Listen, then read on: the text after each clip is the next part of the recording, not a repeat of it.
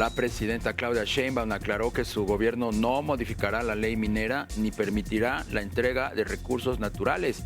Esto en el marco de los diálogos internacionales que se anunciaron entre México y Estados Unidos sobre minerales críticos a fin de reducir la dependencia de mercados asiáticos. Vamos a conversar sobre el tema con Jorge Molina Larrondo. Él es consultor en políticas públicas y comercio internacional. ¿Cómo estás, Jorge? Muy buenas tardes. Darío, ¿cómo estás? Muy buenas tardes. Pues ni cuando se negoció el Tratado de Libre Comercio de América del Norte hace ya más de 20 años, el Telecán, ni en la primera versión del TEMEC, se hablaba de estos minerales críticos, de estos minerales raros. ¿Cuál es la importancia que tienen en el contexto pues, de estas nuevas versiones de tratados?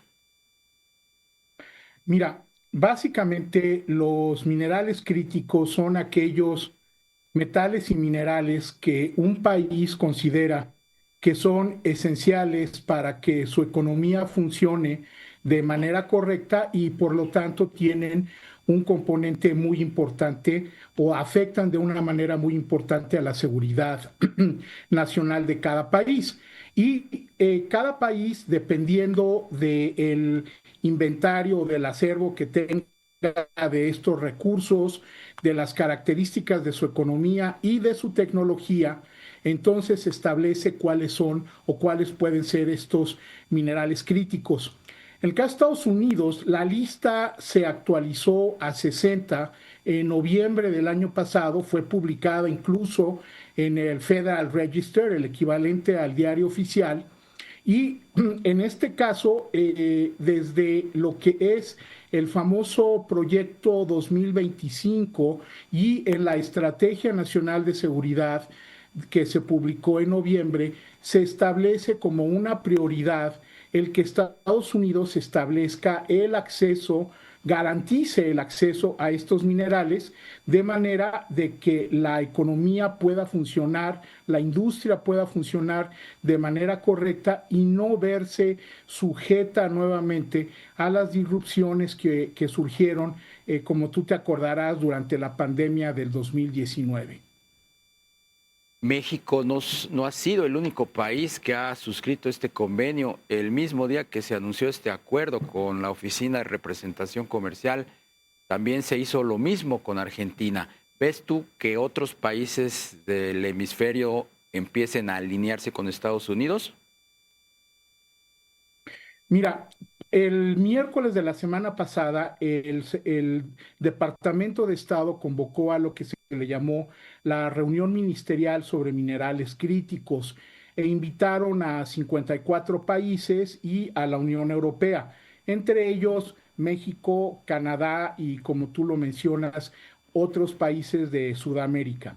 La intención aquí es, todavía no se suscribe en sí un acuerdo, sino lo que hay o lo que se presentó fue la idea de hacer un bloque entre estos países de manera que pudieran ser los que manejen y administren estos minerales o estos minerales críticos, de manera de promover su producción, porque por lo menos en Estados Unidos o no los tienen o no, o es demasiado caro producirlos por las normas ambientales con que cuentan.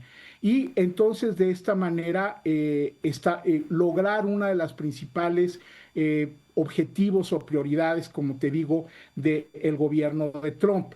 La idea es que de aquí al 1 de abril se lleven a cabo consultas sobre qué hacer, cómo hacer, sobre qué. Hay muchísimos aspectos de por medio. Y entonces las negociaciones empezarían por ahí del 4 de abril. Ahora, en el caso de México, se anunció ese mismo día por parte del USTR lo que le llamaron un plan de acción, en donde aquí ya se establecen concretamente cuáles van a ser las acciones que se llevarían a cabo de manera, en este caso, coordinadas, pero todavía a reserva de consultas entre los dos países. Y también se anunció de que tanto con la Unión Europea como con Japón, con quien, por cierto, Estados Unidos ya tiene un tratado para minerales críticos que firmó el presidente Biden, también suscribirían un plan de acción similar. Pero vamos, esto todavía está en veremos y todavía no hay nada firmado, vamos a decirlo. ¿México le aporta algún gran beneficio a Estados Unidos firmando este acuerdo de metales o minerales más bien críticos? Mira, yo creo que a México no le conviene negociar esto por separado del TEMEC, porque para empezar, para Estados Unidos es uno de los temas más importantes. Entonces se perdería una ficha de negociación muy importante. Segundo, de acuerdo a lo que vimos con respecto a este acuerdo entre Biden y Japón sobre minerales críticos, ese acuerdo nunca pasó por el Congreso. En el caso de Trump, eso significaría que estaríamos sujetos a cambios de la noche a la mañana, de acuerdo pues ya hemos visto a que Trump es una persona que tiende a cambiar de opinión muy rápidamente. Y el tercer punto es que si lo negocias por fuera del TEMEC, pues entonces el propio TEMEC pierde valor estratégico, pierde el valor que pudiera llegar a tener para toda la región. Y aquí te puedo decir que hay por lo menos 6 áreas que le interesarían a Estados Unidos con respecto a México. Número 1, la plata, que somos el principal productor a nivel internacional.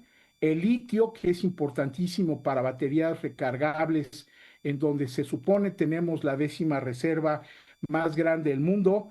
El zinc, la fluorita, el cobre y el bismuto. En esos 6 aspectos o en esos 6 minerales, México es un jugador muy importante a nivel internacional. Jorge Molina Larrondo, consultor en políticas públicas y comercio internacional, como siempre, muchas gracias por tomarnos la llamada. Al contrario, Darío, muchísimas gracias. Y también, si me permites agregar, esta sería un área para poder colaborar con Canadá y poder tener más fuerza hacia la negociación. Sin duda, Canadá es una potencia mineral. Muchísimas gracias, Jorge, que tengas buen día. Al contrario, muy buenas tardes. Buenas tardes.